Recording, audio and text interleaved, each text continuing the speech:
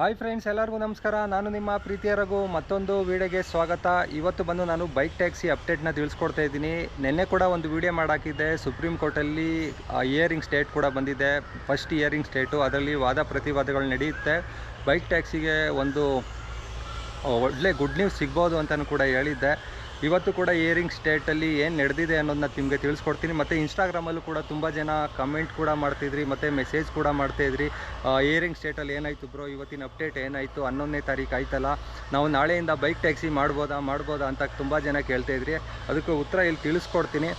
ಮತ್ತು ಸುಪ್ರೀಂ ಕೋರ್ಟಲ್ಲಿ ಇವತ್ತು ವಾದ ಪ್ರತಿವಾದಗಳು ನಡೆದಿದೆಯಾ ಅಂತ ಹೇಳೋದಾದರೆ, ಇಲ್ಲಿ ಒಂದು ನ್ಯೂಸ್ ಚಾನಲಲ್ಲೂ ಕೂಡ ಒಂದಿತ್ತು, ಸ್ಕ್ರೀನ್ಶಾಟು ಕೂಡ ಹಾಕ್ತೀನಿ, ನೋಡ್ಬೋದು. ಬೇರೆ ಎಲ್ಲೂ ಸಿಕ್ಕಿಲ್ಲ, ಇದೊಂದು ನ್ಯೂಸ್ ಚಾನಲಲ್ಲಿ ಹಾಕಿದ್ದಾರೆ, ನೀವು ಕೂಡ ಹೋಗಿ ನೋಡ್ಕೋಬೋದು. ಇದು ಇಂಗ್ಲೀಷಲ್ಲಿದೆ, ದಿ ಹಿಂದೂ ನ್ಯೂಸಲ್ಲಿ ಇರೋದು. ಅದನ್ನು ನಾನು ಇಲ್ಲಿ ಕನ್ನಡಕ್ಕೆ ಅನುವಾದ ಮಾಡಿ ಹೇಳ್ತಾ ಇದ್ದೀನಿ. ಮೇನ್ ಪಾಯಿಂಟ್ಸ್ ಹೇಳ್ತೀನಿ, ನಿಮ್ಗೆ ಅರ್ಥ ಆಗ್ಬಿಡುತ್ತೆ ಏನೇನು ನಡೆದಿದೆ ಅಂತ.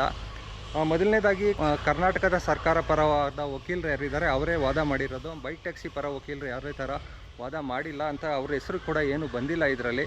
ಫಸ್ಟು ಕರ್ನಾಟಕ ಸರ್ಕಾರದ ಪರ ವಕೀಲರು ಏನು ವಾದ ಮಾಡಿದ್ದಾರೆ, ಏನು ಸುಪ್ರೀಂ ಕೋರ್ಟ್ಗೆ ಹೇಳಿದ್ದಾರೆ ಅನ್ನೋದನ್ನ ನಿಮಗೆ ತಿಳಿಸ್ಕೊಡ್ತೀನಿ. ಯಾರು ಅಂತ ಹೇಳೋದಾದರೆ, ಫಸ್ಟು ಅವ್ರ ಹೆಸರು ಬಂದು ಸಜಿತ್ ಗರ್ಗ್ ಅಂತ. ಇವರು ವಾದ ಮಂಡಿಸಿರೋದು ಸುಪ್ರೀಂ ಕೋರ್ಟಲ್ಲಿ.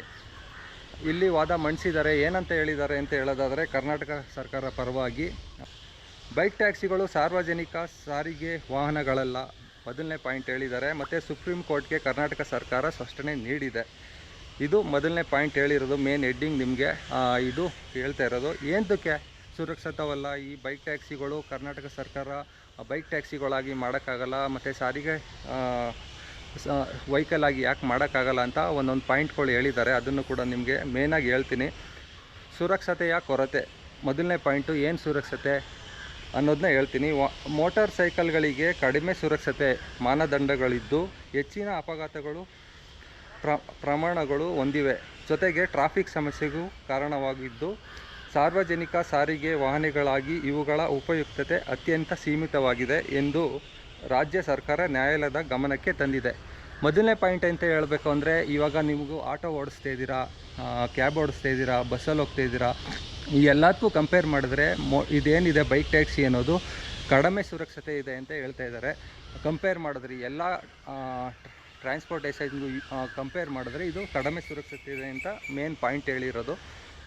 ಮತ್ತು ಇದು ಇನ್ನೊಂದು ಪಾಯಿಂಟು ಕೂಡ ಹೇಳಿದ್ದಾರೆ. ಏನಂತ ಹೇಳೋದಾದರೆ, ಇದಕ್ಕೆ ಯಾವುದೇ ಥರ ಇನ್ನೊಂದು ಕೇಳ್ತಾಯಿದ್ದು, ತುಂಬ ಜನ ಕಮೆಂಟ್ ಕೂಡ ಮಾಡ್ತಾಯಿದ್ದು, ಸ್ವಿಗ್ಗಿ ಆಗಲಿ, ಝೊಮ್ಯಾಟೊ ಆಗಲಿ, ಪೋರ್ಟರ್ ಆಗಲಿ, ಎಲ್ಲ ಪಾರ್ಸಲ್ ಡೆಲಿವರಿ ಎಲ್ಲ ಮಾಡಬೇಕಲ್ಲ, ಇದನ್ನೆಲ್ಲ ಮಾಡ್ಬೋದಾ ಅಂತ ಕೇಳ್ತಾಯಿದ್ರಿ. ಆ ಪಾಯಿಂಟು ಕೂಡ ಇಲ್ಲಿ ಮೆನ್ಷನ್ ಆಗಿದೆ. ಇದರಲ್ಲಿ ವಾಣಿಜ್ಯ ಉದ್ದೇಶಕ್ಕಾಗಿ ಬೈಕ್ಗಳ ಬಳಕೆಯನ್ನು ಸರ್ಕಾರ ಸಂಪೂರ್ಣವಾಗಿ ನಿಷೇಧಿಸಿಲ್ಲ ಅಂತ ಕೂಡ ಹೇಳಿದ್ದಾರೆ. ಓಕೆನಾ. ವಾಣಿಜ್ಯ ಬಳಕೆ ಅಂದರೆ ಯಾವ್ದು, ಪೋರ್ಟರು, ಸ್ವಿಗ್ಗಿ, ಝೊಮ್ಯಾಟೊ ಇವೆಲ್ಲದಕ್ಕೂ ಕೂಡ ಯೂಸ್ ಮಾಡ್ತಾಯಿದ್ದೀರಾ, ಅದಕ್ಕೆ ಯಾವುದಕ್ಕೂ ಸಂಪೂರ್ಣವಾಗಿ ನಿಷೇಧಿಸಿಲ್ಲ ಅಂತಲೂ ಕೂಡ ಹೇಳಿದ್ದಾರೆ. ಬದಲಾಗಿ ಪ್ರಯಾಣಿಕರನ್ನು ಸಾಗಿಸುವುದನ್ನು ಮಾತ್ರ ನಿರ್ಬಂಧಿಸಿದೆ. ಏನಿವಾಗ ಬೈಕ್ ಟ್ಯಾಕ್ಸಿ ಮಾಡ್ತಾಯಿದ್ದಾರೆ ಅದು ಮಾತ್ರ ನಿರ್ಬಂಧಿಸಿದೆ ಅಂತ ಕೂಡ ಹೇಳಿರೋದು. ಬೇರೆ ಎಲ್ಲ ಕೂಡ ಮಾಡ್ಬೋದು, ನೀವು ಪಾರ್ಸಲ್ ಡೆಲಿವರಿ, ಸ್ವಿಗ್ಗಿ, ಝೊಮ್ಯಾಟೊ ಎಲ್ಲದರಲ್ಲೂ ಕೂಡ ಮಾಡ್ಕೋಬೋದು, ಆದರೆ ಬೈಕ್ ಟ್ಯಾಕ್ಸಿ ಅನ್ನೋದನ್ನ ಮಾಡೋಕ್ಕಾಗಲ್ಲ. ಓಕೆ. ಇನ್ನೊಂದು ಕರ್ನಾಟಕ ಪ್ಲ್ಯಾಟ್ಫಾರ್ಮ್ ಆಧಾರಿತ ಗಿಗ್ ಕಾರ್ಮಿಕರ ಕಾಯ್ದೆ 2025 ಮಾಡಿದ್ದಾರೆ ನೋಡಿ. ಅದರಲ್ಲಿ ಅಡಿಯಲ್ಲಿ ಪರ್ಯಾಯ ಜೀವನೋಪಾಯದ ಅವಕಾಶಗಳನ್ನು ಮತ್ತು ಶಾಸನಬದ್ಧ ರಕ್ಷಣಾ ಲಭ್ಯವಿದೆ ಎಂದು ಸರ್ಕಾರ ಸ್ಪಷ್ಟಪಡಿಸಿದೆ ನೋಡಿ. ಇದಕ್ಕೂ ಕೂಡ ಒಂದು ಕಾಯ್ದೆ ಕೂಡ ಮಾಡಿದ್ದಾರೆ 2025. ಅಂದರೆ ಲಾಸ್ಟ್ ಇಯರು ಕೂಡ ಕಾಯ್ದೆ ಆಗಿದೆ. ಗಿಗ್ ಕಾರ್ಮಿಕರಿಗೋಸ್ಕರ ನಾವು ಬೈಕಲ್ಲಿ ಪಾರ್ಸಲ್ ಡೆಲಿವರಿ ಎಲ್ಲ ಮಾಡ್ಬೋದು ಆರಾಮಾಗಿ, ಅದಕ್ಕೆ ಯಾವುದೇ ಥರ ನಾವು ತಡೆ ನೀಡಲ್ಲ. ಆದರೆ ಬೈಕ್ ಟ್ಯಾಕ್ಸಿ ಅನ್ನೋದಕ್ಕೆ ನಾವು ಪರ್ಮಿಷನ್ ಕೊಡೋಕ್ಕಾಗಲ್ಲ ಅಂತ ಕೂಡ ಹೇಳ್ತಾ ಇರೋದು. ಮತ್ತು ಇದಕ್ಕೆ ಹಿಯರಿಂಗ್ ಸ್ಟೇಟು ನೆಕ್ಸ್ಟು ಯಾವಾಗ ಕೊಟ್ಟಿದ್ದಾರೆ ಅಂತ ಹೇಳೋದಾದರೆ, ಇಲ್ಲಿ ಯಾವುದೇ ಥರ ಮೆನ್ಷನ್ ಕೂಡ ಮಾಡಿಲ್ಲ ಹಿಯರಿಂಗ್ ಸ್ಟೇಟ್ ಯಾವಾಗ ಅಂತ. ಏನಂತ ಹೇಳಿದ್ದಾರೆ ಅಂತ ಹೇಳೋದಾದರೆ, ಮಂಗಳವಾರ ಅಂದರೆ ಇವತ್ತು ನಡೆದಿರೋದು, ನ್ಯಾಯಮೂರ್ತಿ ಸತೀಶ್ ಚಂದ್ರ ಶರ್ಮಾ ನೇತೃತ್ವದಲ್ಲಿ ಸುಪ್ರೀಂ ಕೋರ್ಟ್ ಪೀಠದ ಮುಂದೆ ಈ ಪ್ರಕರಣವು ವಿಚಾರಣೆ ಬಂದಿದ್ದು, ಹೆಚ್ಚಿನ ವಿಚಾರಣೆಗಾಗಿ ನ್ಯಾಯಾಲಯವು ಪ್ರಕರಣವನ್ನು ಮುಂದೂಡಿದೆ. ಯಾವತ್ತು ಹಿಯರಿಂಗ್ ಸ್ಟೇಟ್ ಕೊಟ್ಟಿದೆ ಅನ್ನೋದು ಗೊತ್ತಿಲ್ಲ, ನೋಡೋಣ. ಅಂದರೆ ಇವಾಗ ಬೈಕ್ ಟ್ಯಾಕ್ಸಿ ವಿರೋಧವಾಗಿ ಯಾರು ಲಾಯರ್ ಇದ್ದಾರೆ ಅವರು ಕೂಡ ವಾದ ಮಾಡಿರೋದು, ಬೇರೆ ಯಾವುದೇ ಥರ ಲಾಯರು ಬೈಕ್ ಟ್ಯಾಕ್ಸಿ ಪರವಾಗಿರೋರು ಯಾರೂ ಬಂದಿಲ್ಲ ಅಂತ ಅಲ್ಲ, ಆದರೆ ಯಾರು ವಾದ ಕೂಡ ಮಾಡಿಲ್ಲ. ಆದರೆ ಮುಂದೂಡಲಾಗಿದೆ. ಇವಾಗ ಸ್ಟೇ ಆರ್ಡ್ರು ಬಂದಿದೆಯಾ ಅಂತ ತುಂಬ ಜನ ಪ್ರಶ್ನೆ ಮಾಡ್ತಿದ್ರಲ್ಲ, ಇದರಲ್ಲೇ ಉತ್ತರ ಸಿಕ್ಕಿದೆ. ಇನ್ನೂ ಮುಂದೂಡಿದ್ದಾರೆ. ಯಾವಾಗ ಸ್ಟೇ ಆರ್ಡ್ರ್ ಸಿಗುತ್ತೆ, ಬೈಕ್ ಟ್ಯಾಕ್ಸಿ ಯಾವಾಗ ಮಾಡ್ಬೋದು ಅನ್ನೋದು ಮುಂದಿನ ದಿನಗಳಲ್ಲಿ ಗೊತ್ತಾಗುತ್ತೆ. ಮತ್ತು ಹಿಯರಿಂಗ್ ಸ್ಟೇಟ್ ಮುಂದೆ ಬಂದಾಗ ನಿಮಗೆ ಕೂಡ ತಿಳಿಸ್ಕೊಡ್ತೀನಿ ನಾನು. ರಿಪಿಡೋ ಆಗಲಿ, ಓಲಾ ಆಗಲಿ, ಊಬರ್ ಆಗಲಿ, ಈ ಎಲ್ಲ ಕಂಪ್ನಿ ಕೂಡ ಹೇಳ್ಬೋದು ಮಾಡಿ ನಾವಿದ್ದೀವಿ, ನಿಮ್ಗೆ ಯಾವುದೇ ಥರ ಸೀಜ್ ಮಾಡಿದ್ರೆ ಬಿಡಿಸ್ಕೊಡ್ತೀವಿ ಅಂತ. ನೀವು ಸದ್ಯಕ್ಕೆ ಮಾಡೋಕ್ಕೆ ಹೋಗ್ಬಿಡಿ, ಯಾಕಂದರೆ ಎಲ್ಲೋ ಬೋರ್ಡು ಪರ್ಮಿಷನ್ ಬರೋವರೆಗೂ ಕೂಡ ವೆಯ್ಟ್ ಮಾಡಿ. ಇದಿಷ್ಟು ಬಂದು ಸುಪ್ರೀಂ ಕೋರ್ಟಲ್ಲಿ ಇವಾಗ ಏನು ನಡೆದಿದೆ ಅದ್ರ ಬಗ್ಗೆ ನಾನು ಹೇಳ್ತಾ ಇರೋದು.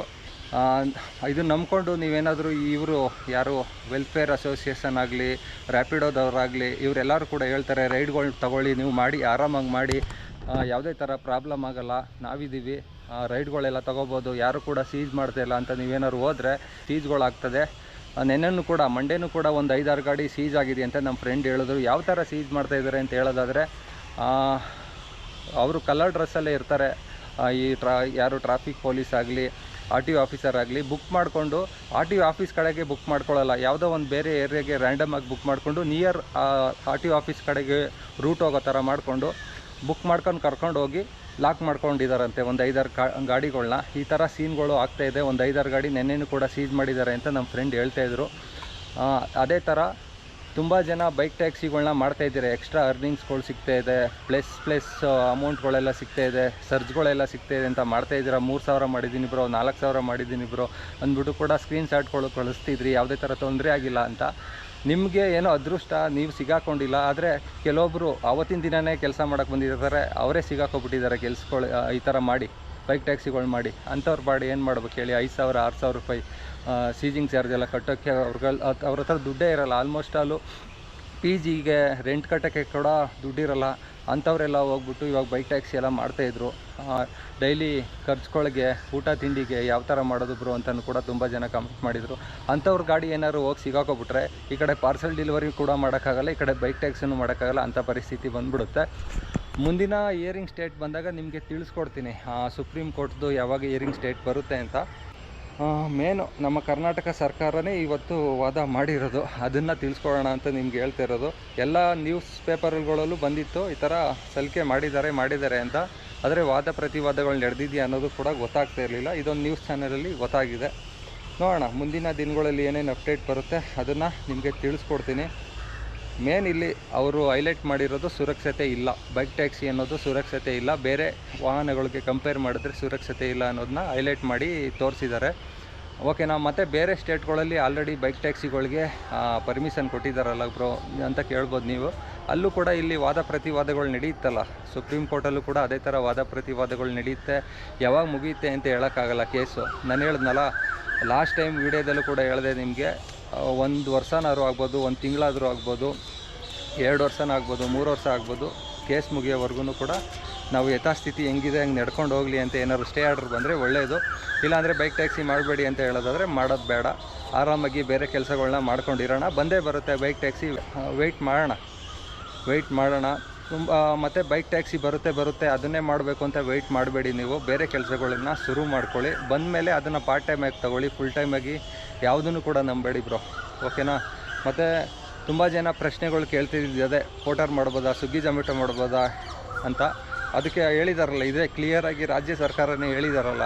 ಡಿಸ್ಪ್ಲೇ ಮೇಲೆ ಕೂಡ ಹಾಕಿರ್ತೀನಿ, ನಿಮಗೆ ನೋಡ್ಕೋಬೋದು. ಇನ್ನೊಂದು ಸಲ ಬೇಕಾದ್ರೆ ಹೇಳ್ತೀನಿ. ಕರ್ನಾಟಕ ಪ್ಲ್ಯಾಟ್ಫಾರ್ಮ್ ಆಧಾರಿತ ಗಿಗ್ ಕಾರ್ಮಿಕರ ಕಾಯ್ದೆ ಅಡಿ 2025 ಕಾಯ್ದೆ ಮಾಡಿದ್ದಾರೆ. ಅದರಲ್ಲಿ ಗಿಗ್ ಕಾರ್ಮಿಕರಿಗೋಸ್ಕರ ಒಂದು ಕಾಯ್ದೆ ಕೂಡ ಮಾಡಿದ್ದಾರೆ. ಅದರಲ್ಲಿ ನಾವು ಮಾಡ್ಬೋದು ಆರಾಮಾಗಿ, ಮಾಡಿಕೊಂಡು ಪಾರ್ಸಲ್ ಡೆಲಿವರಿಗಳು ಮಾಡ್ಕೋಬೋದು, ಯಾವುದೇ ಥರ ತೊಂದರೆ ಇಲ್ಲ. ಬರೀ ಬೈಕ್ ಟ್ಯಾಕ್ಸಿಗೆ ಮಾತ್ರ ಇವಾಗ ಸೀಜ್ಗಳು ಮಾಡ್ತಾ ಇರೋದು, ಮತ್ತು ಪಾರ್ಸಲ್ ಡೆಲಿವರಿಗೆ ಯಾವುದೇ ಥರ ಸೀಜ್ಗಳು ಮಾಡ್ತಾಯಿಲ್ಲ. ಓಕೆ ಫ್ರೆಂಡ್ಸ್, ಇದಾಗಿತ್ತು ಇವತ್ತಿನ ಸುಪ್ರೀಂ ಕೋರ್ಟ್ನ ಅಪ್ಡೇಟ್ ಬಗ್ಗೆ ವಿಡಿಯೋ ಹೇಗೆ ಅನ್ನಿಸ್ತು ಏನೋ ನನ್ನ ಕಮೆಂಟ್ ಮಾಡಿ. ನಿಮ್ಮ ಬೈಕ್ ಟ್ಯಾಕ್ಸಿ ರೈಡರ್ಸ್ ಫ್ರೆಂಡ್ಸ್ ಇದ್ದರೆ ಅವ್ರಿಗೂ ಕೂಡ ಶೇರ್ ಮಾಡಿ. ಆರಾಮಾಗಿ ನೀವು ಪಾರ್ಸಲ್ ಡೆಲಿವರಿ ಮಾಡ್ಕೊಂಡು ಹೋಗ್ಬೋದು, ಯಾವುದೇ ಥರ ತೊಂದರೆ ಇಲ್ಲ.